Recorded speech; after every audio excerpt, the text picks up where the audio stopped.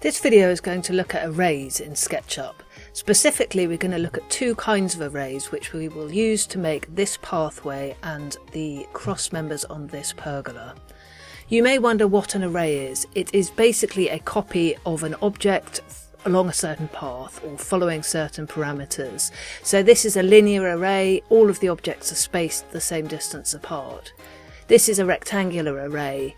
There is the same distance between the rows and the columns, although you don't have to have the same distance. You can also have circular arrays, and you can also have arrays along a path. This was done using an extension which we'll look at in another video.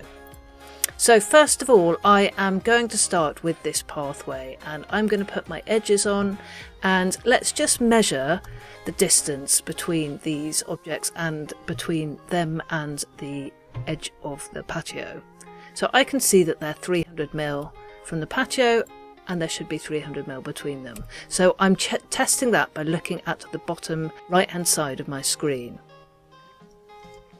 So what I'm going to do now is I'm going to delete them, all except for one. So selected them, deleted them. I select the object that I want to copy and I tap M for move, or I could have clicked the move tool from here. And I'm also going to tap Option or Alt on a PC. You'll see that changes my mouse pointer to bring up a plus symbol. So what I now want to do is I want to move this so that there is 300mm between them. So obviously if I just move that 300mm it's going to be touching, so actually I need to move that 600mm. So I'm pushing it along the green axis, but I'm not clicking. So I've pushed it, lifted my hand off the mouse, and I'm going to type 600.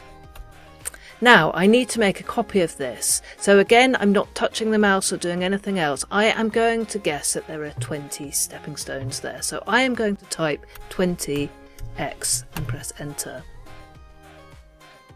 The X is a shortcut for 20 times, and we can see it had a little think and it made my 20 copies. I suspect there is one underneath. Yep, there's a couple underneath, so I can just select them, press delete.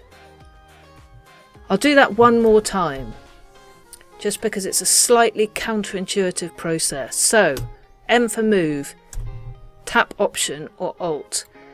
Start moving this along the direction that I want to go. I could equally send it on the red axis and send it off to the right, but I'm going to use the green axis. If the thing you want to copy is not on an axis, you'll need to change the axis to fit it, which is on the Tools menu. So I've clicked, I've lifted my hand off the mouse, I type 600 and I press enter. Then I type the number of copies, so I think that was 16 copies. So I'm going to type 16x, press enter, it'll have a little think. And there we go, and I've got no extras this time because I remembered I deleted 4. So that is one type of array. That is for when you know the distance between the objects. There are other times where you'll just want to space stuff out between 2 points, which is what we're going to use for this one. So I'm going to click in here. I'm going to hide the rest of my model. I have got the option on Show Component Edit, Hide Rest of Model. I have this on a shortcut key. I've assigned it to shortcut key W. Means that I can hide stuff really easily. I find it incredibly useful. You'll probably hear me talking about it many times. So I'm going to delete those. Actually, I'm going to delete that last one as well. Press delete. So this time I am going to select the object and I'm going to tap M for move, and I'm going to tap Option again to get the plus symbol. This time I'm picking it up from the right hand side. I'm going to move it along the green axis and I'm going to hold down Shift to lock to the green axis. You'll see that it highlights when I've got Shift hold down. The reason I've picked it up from the right is because I want to snap it onto the right. So you'll see as I hover over that right hand line of the upright, it says constrained on line intersect plane. Slightly laborious way of saying that it is locked onto that. And if I now click, I can see that it's locked on.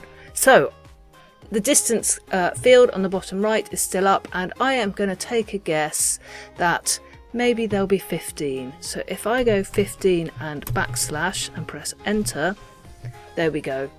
So it's just filled in 15. So it is not a specific distance apart. I will then have to measure these objects and see they're 270. That's actually quite a nice round number. I'm going to undo that and we're going to do it again just to make sure that everyone's clear. So M for move, tap Option, start moving it along the green axis, hold down the shift key and then move your mouse to any point which is aligned with where you want it to be, in this case the end of the pergola, and click. And then type the number of copies that you want to occur between these two objects. Let's put 14 this time, and backslash, and then enter. And you'll see that is that done perfectly. So those are the two array tools, and in our next video we will look at this one, which is the array along path, which is really useful, as you can see, because most of the time pathways and so on aren't straight and you want to put copies of bollards along paths and so on. Anyhow, hope that helps. Leave us a comment below and let us know how you got on.